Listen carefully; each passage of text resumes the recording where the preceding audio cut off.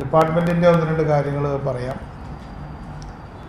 ആദ്യമായിട്ട് പറയാനുള്ളത് ഒരു ഗതാഗത നയം, ഒരു ട്രാൻസ്പോർട്ട് പോളിസി ഉണ്ടാക്കാനായിട്ട് നമ്മൾ തീരുമാനിക്കുക. അത് വളരെ ഷോർട്ട് ടേമിൽ ചെയ്യേണ്ട ഒരു കാര്യമല്ല, എന്നാൽ വളരെ നീണ്ടുപോവാതെ ഒരു ഗതാഗത നയം, നമുക്ക് വ്യവസായ നയം പോലെ ഒരു ഗതാഗത നയം ഉണ്ടാക്കുക എന്നുള്ളതാണ് ഒന്നാമത്തെ ലക്ഷ്യമായിട്ടുള്ളത്.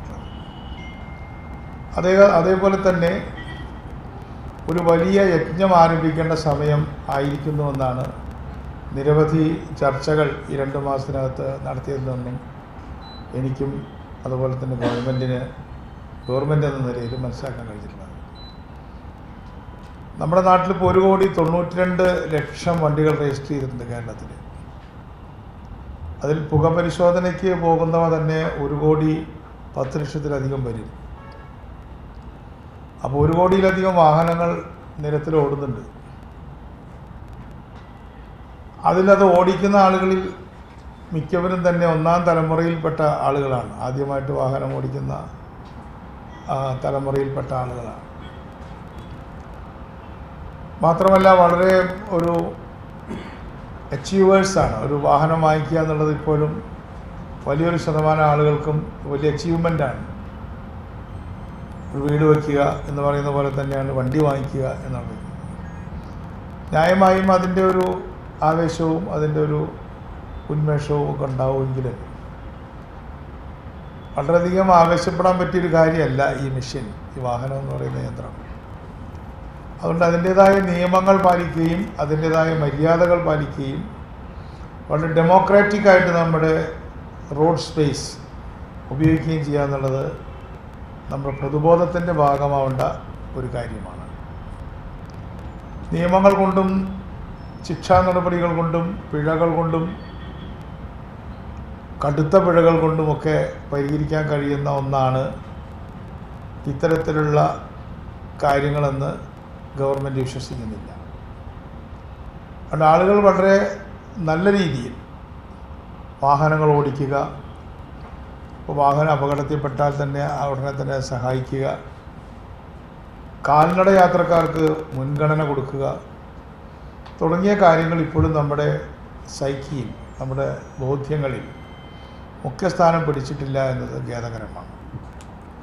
അപ്പം അതുകൊണ്ട് നല്ലൊരു പേര് നമ്മൾ അന്വേഷിക്കുന്നുണ്ടെങ്കിലും അതിൻ്റെ ഫയലിലിട്ടിരിക്കുന്ന പേര് ഗതാഗത സാക്ഷരതാ യജ്ഞമെന്നാണ്. അത് പോരാ എന്നറിയാം, എങ്കിലും നല്ലൊരു പേര് ആരെങ്കിലും സജസ്റ്റ് ചെയ്താൽ അതെടുക്കാം. അത് ട്രാൻസ്പോർട്ട് എന്ന രീതിയിലല്ല, എല്ലാ തരത്തിലുള്ള റോഡ് സുരക്ഷയുമായി ബന്ധപ്പെട്ട് ഒരു സുരക്ഷാബോധ്യങ്ങൾ വളർത്തിയെടുക്കുക. അതുപോലെ തന്നെ ഡെമോക്രാറ്റിക് ആവുക. ഒരാൾ റോഡ് ക്രോസ് ചെയ്യുമ്പോൾ ആ ക്രോസ് ചെയ്യുന്ന ആൾക്ക് നിന്ന് കൊടുക്കുക എന്നുള്ളത് ഇപ്പോൾ ഗൾഫിലൊക്കെ നമ്മൾ എത്രയോ കാലമായിട്ട് നമ്മൾ കാണുന്ന ഒരു കാര്യമാണ്. റോഡ് ക്രോസ് ചെയ്യുന്ന ആളാണ് പ്രധാനം, അല്ലാണ്ട് വാഹനം ഓടിക്കുന്ന ആളല്ല എന്ന് വാഹനം ഓടിക്കുന്ന ആൾക്ക് തോന്നുക എന്നുള്ളതാണ്. അപ്പോൾ ആ തരത്തിലൊരു നയമാണ് നമ്മൾ ഒരു യജ്ഞം ആരംഭിക്കുകയാണ്. ഒപ്പം തന്നെ ഒരു +2 പരീക്ഷ കഴിയുമ്പോൾ തന്നെ നമുക്ക് ലൈസൻസ് കിട്ടുന്ന തരത്തിൽ കുട്ടികൾക്ക് തന്നെ ഈ വാഹനത്തെക്കുറിച്ചും വാഹന നിയമങ്ങളെക്കുറിച്ചും 10-11 ക്ലാസ്സിലുള്ള കുട്ടികൾക്ക് ഒരു കരിക്കുലം തയ്യാറാക്കിക്കൊണ്ട് പ്രീ ലൈസൻസ് ട്രെയിനിങ് കൊടുക്കുക എന്നുള്ളൊരു പദ്ധതി നമ്മൾ തയ്യാറാക്കിക്കൊണ്ടിരിക്കുകയാണ്. അതൊക്കെ മുന്നോട്ട് പോയിക്കൊണ്ടിരിക്കുകയാണ്. 2 മാസം ആയിട്ടുള്ളെങ്കിലും നമ്മൾ മുന്നോട്ട് പോവുകയാണ്. അതിന് വിദ്യാഭ്യാസ മന്ത്രിക്ക് അവരുടെ വകുപ്പിനും കത്തുകളും ഫയലുകളൊക്കെ അയച്ചിട്ടുണ്ട്. 10, 11, 12 ക്ലാസ്സുകളിൽ അവർക്ക് വണ്ടി ഓടിക്കാൻ പാടില്ല കാലത്ത്, പക്ഷേ വണ്ടിയിലൊക്കെ കയറിയിരിക്കുക, ക്ഷമിക്കണം.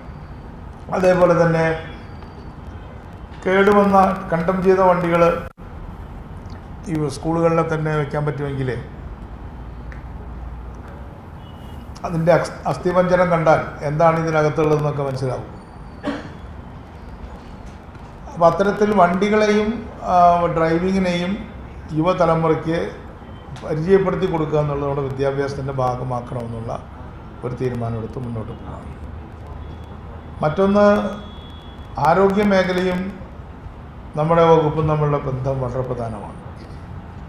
വളരെ വിദഗ്ധരായ ഡോക്ടർമാർ എൻ്റെ അടുത്ത് വന്നിട്ട് പറഞ്ഞു, പ്രീ ഹോസ്പിറ്റൽ അല്ലെങ്കിൽ പ്രീ ഹോസ്പിറ്റലൈസേഷൻ കാര്യത്തിൽ ഏറ്റവും പ്രധാനപ്പെട്ട പങ്ക് വഹിക്കുന്നത് വാഹനം അല്ലെങ്കിൽ വാഹനം ഓടിക്കുന്നവരും ആളുകളെ കൊണ്ടുപോകുന്നവരുമാണ്.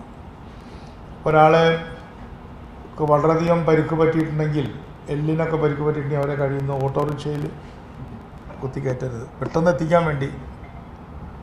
ഓട്ടോറിക്ഷക്കാരെ നല്ല മനസ്സുകൊണ്ടാണത് ചെയ്യുന്നത്. അതേസമയം പരിക്കൊന്നുമില്ലെങ്കിൽ ഓട്ടോറിക്ഷയിലാണ് പോകുന്നതാണ് നല്ലത്, ആദ്യം തന്നെ എത്തുമല്ലോ. അപ്പോൾ ഇത്തരത്തിലുള്ള നിസ്സാരമെന്ന് തോന്നുന്ന കാര്യങ്ങൾ വളരെ പ്രധാനമാണ്. അപ്പോൾ എവിടെ കേരളത്തിൻ്റെ ഏത് ഭാഗത്ത് ഒരു ആക്സിഡൻറ്റ് പറ്റിയാലും കൂടിപ്പോയാൽ 10-15 മിനിറ്റിനകത്ത് ഒരു ആംബുലൻസ് അവിടെ എത്തത്തക്ക തരത്തിലുള്ള ഒരു അറേഞ്ച്മെൻറ്റ് ചെയ്താൽ എത്രയോ ആളുകളുടെ ജീവൻ രക്ഷിക്കാൻ പറ്റും. ഇനി മരിക്കാത്ത ആളുകളെ തന്നെ അവരുടെ അപകടം വളരെയധികം കുറയ്ക്കാൻ, പരിക്കിൻ്റെ ആഘാതം കുറയ്ക്കാനും സർജറിക്ക് കുറേയും കൂടെ എളുപ്പം ഉണ്ടാക്കാനും കഴിയുന്നതാണ് ഡോക്ടർമാർ എന്നോട് പറഞ്ഞത്. അപ്പോൾ അത്തരത്തിൽ നമ്മൾ വാഹന വകുപ്പിനെ കേവലമായിട്ടുള്ള ഒരു വണ്ടിയുടെ സ്പീഡ് നിയന്ത്രിക്കുക, അല്ലെങ്കിൽ അതിൻ്റെ ലൈസൻസ് റദ്ദാക്കുക, അതിൻ്റെ ഫിറ്റ്നസ് കേടുവരുന്നുണ്ടോ നോക്കുക, അങ്ങനെയുള്ള കാര്യങ്ങൾക്ക് പുറത്തേക്ക് നമ്മുടെ ജീവിതത്തിൻ്റെ നാനാ തുറകളിലേക്ക് എങ്ങനെയാണ് ഈ 1-2 കോടിയോളം വരുന്ന ഈ വാഹനങ്ങളുടെ സേവനം എത്തിക്കേണ്ടത് എന്നുള്ളതാണ് ഞങ്ങൾ ഈ ഗതാഗത നയത്തിൻ്റെയും ഈ യജ്ഞത്തിൻ്റെയും ഭാഗമായിട്ട് ആലോചിക്കുന്നത്. പ്രദേശങ്ങളിലേക്ക് ബോട്ടിൽ എത്താൻ കഴിയുമോ, ടൂറിസ്റ്റുകൾക്ക് തന്നെ യാത്രാ ബോട്ടുകൾ ഉപയോഗിക്കാൻ കഴിയുമോ എന്നുള്ള കാര്യങ്ങളൊക്കെ ആലോചിക്കുന്നുണ്ട്.